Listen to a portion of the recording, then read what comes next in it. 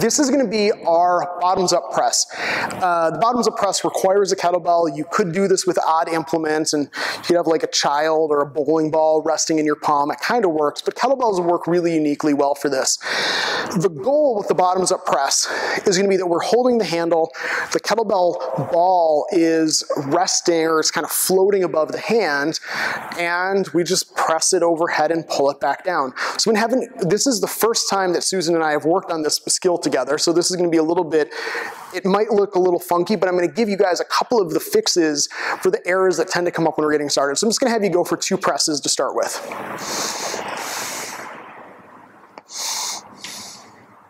Great, go ahead and bring it down.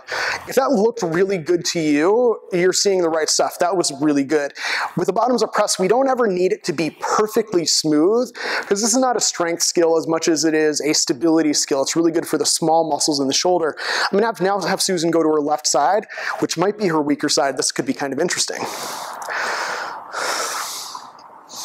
Good, squeeze your butt, don't let your hips come down.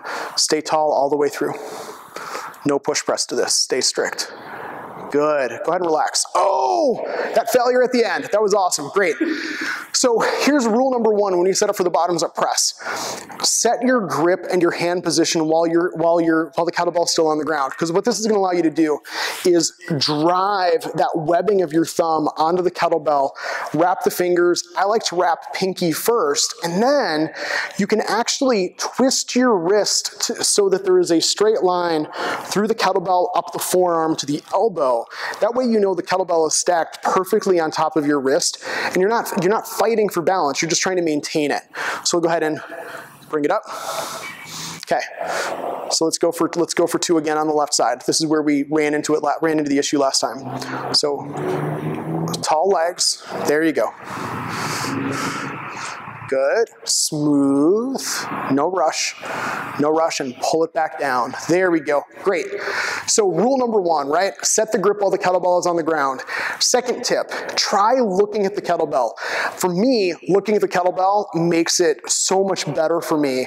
I am stronger when I'm watching my kettlebell than when I'm not. I know people though for whom it goes the other way, so it's something that you can try. Let's go back to the right side, try that for 2. Good, set the grip. Good, straight legs, don't use your knees to get that thing up, just your shoulders.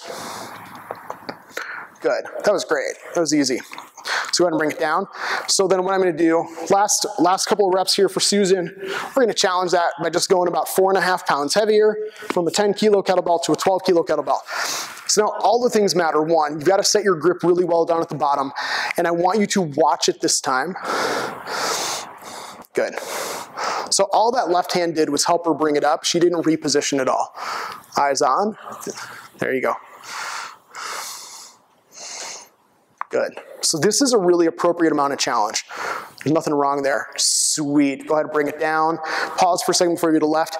The very last tip I'm going to give you is that if you are struggling with this and you can't, and if I'm asking you in a program to do sets of 5 and all you can do is a set of 3, do 3, go to the other side, do 3, then go back and do the 2, do the 2. Give yourself plenty of time to rest. This is very taxing for your brain, and if we know that Susan's going to struggle on this left side, what she can do is bring her right hand over to her left cheek, have it in front there, so if that kettlebell starts to fall in, it's not going to hit her in the face. There you go. Good. Let's get one more. Oh, there we go.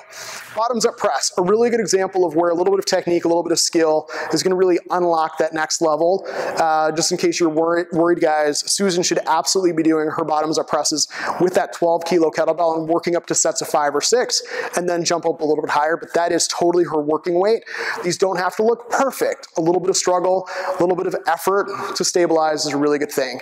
That's the bottoms up press.